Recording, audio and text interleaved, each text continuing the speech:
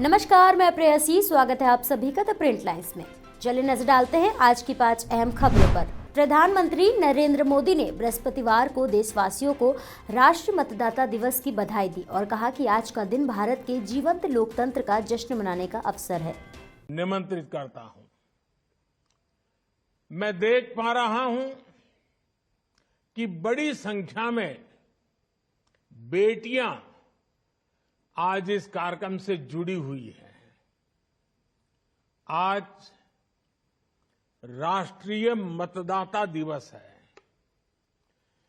इस महत्वपूर्ण दिन देश के सबसे युवा मतदाताओं के बीच आना अपने आप में ऊर्जा से भर देने वाला है। मैं आप सभी को राष्ट्रीय मतदाता दिवस की बहुत बहुत बधाई देता हूं। प्रधानमंत्री नरेंद्र मोदी ने बुलंदशहर में 20,000 करोड़ की विभिन्न परियोजनाओं का शिलान्यास किया। यह योजनाएं रेल, सड़क, पाइपलाइन समेत अन्य औद्योगिक विकास से जुड़ी हुई हैं। लोकसभा चुनाव से पहले कांग्रेस को बड़ा झटका लगा है। कर्नाटक के पूर्व सीएम जगदीश शेट्टर की बीजेपी में वापसी हो गई है। जगदीश शेट्टर कांग्रेस छोड़कर फिर बीजेपी में शामिल हो गए हैं। भाजपा में दोबारा शामिल होने पर कर्नाटक के पूर्व मुख्यमंत्री जगदीश शेट्टर का बयान सामने आया है। Regarding I am rejoining the Bharatiya Janata Party, and Bharatiya Janata Party earlier has given lot of responsibility on me, and because of some other issues I went to the National Congress Party. And one thing, after that event, last 8-9 months there is a lot of discussion in the Bharatiya Janata Party. Even Karnataka BJP leaders and workers from the ground level, everybody in so many occasions when they were meeting me in Karnataka, everybody asking, you come back to the BJP, you come back to the BJP.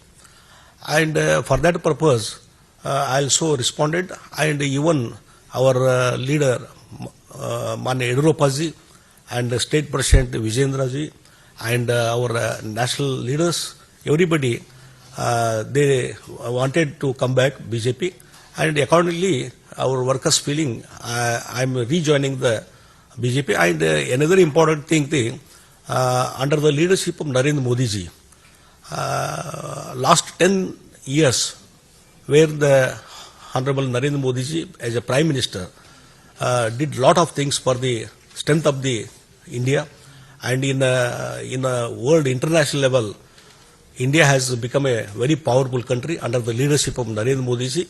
So, with the belief of the Narendra Modi ji leadership, I am to strengthen, and Narendra Modi ji has to again become the Prime Minister of this India, to strengthen the India.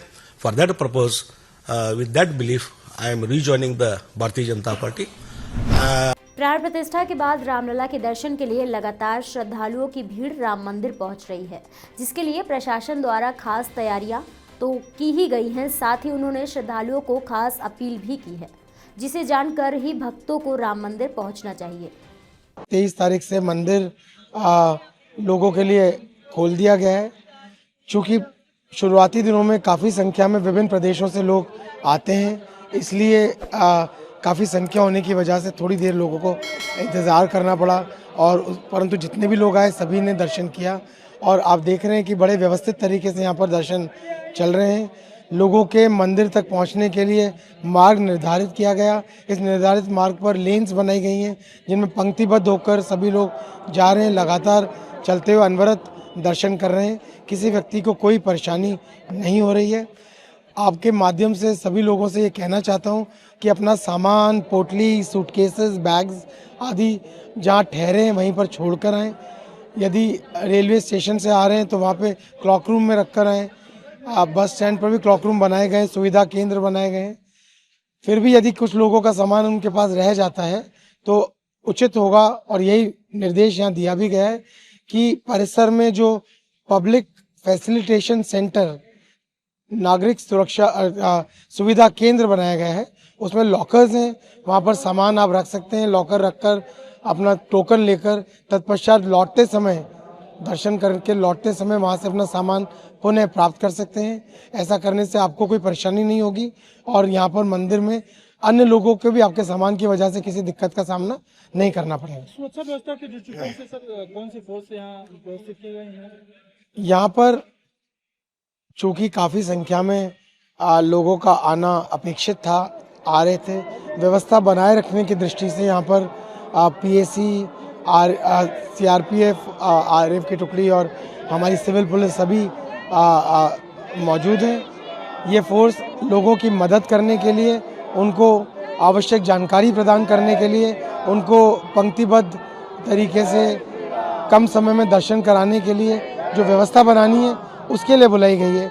अन्य किसी प्रकार की कोई परेशानी अन्य लोगों को ना हो, असामाजिक तत्वों को हम रोकें, उनको चिन्हित कर उनके विरुद्ध कार्रवाई कर सकें, ये भी हमारे इस फोर्स का एक मुख्य काम है जो भली भांति इस कार्य को कर रही है। बहुत सारे श्रद्धालु रात में ही मंदिरों पर दर्शन करने के लिए लाइन लगा देते हैं, उनके लिए क्या मैसेज देंगे? किस तरह लाइन लगाएं, कब से आए?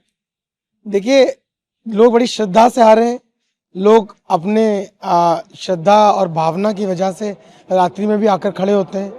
जहां आकर खड़े होते हैं वहां से हम उन्हें हटा तो नहीं सकते। हम जानते हैं कि उनके मन में श्रद्धा है, वो चाहते हैं कि सुबह 7 बजे जब दर्शन प्रारंभ होता है तो बिना किसी देरी के वो सबसे पहले दर्शन कर पाएँ। उनके जल्दी आकर या खड़ा होने के निर्णय उनका अपना है, इसमें हम कोई उन्हें जो है किसी किस्म से अन्य निर्देश अपनी तरफ से नहीं दे सकते। बस यही कहना चाहते हैं, सर्दी का मौसम है, अपनी तबीयत का ख्याल रखें, इस प्रकार से अपना कार्यक्रम बनाएं कि उन्हें अनावश्यक परेशान ना होना पड़े।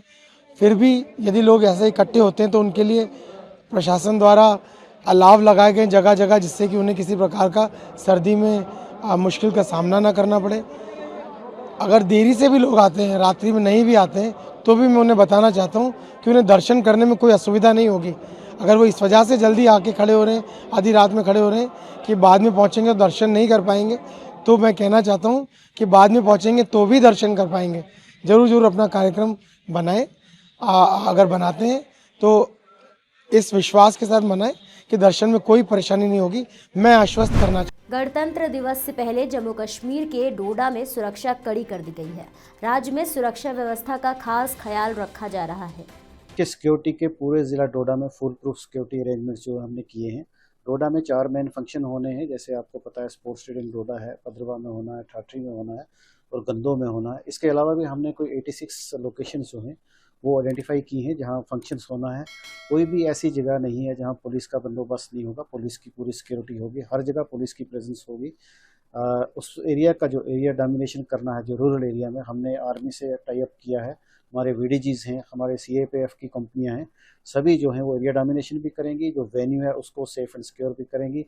जितने भी लोग जहां भी खुशियां मनाना चाहें, कोई सोशल एक्टिविस्ट है या कोई पॉलिटिकल पार्टी हैं, कहीं भी वो झंडा चढ़ाना चाहें, हम उनको प्रोटेक्शन देंगे। वो जो हमारे 26 जनवरी की खुशियां हैं उसमें पार्टिसिपेट करेंगे। ऐसे ही और भी खबरों को देखने के लिए बने रहिए द प्रिंट लाइन्स के साथ।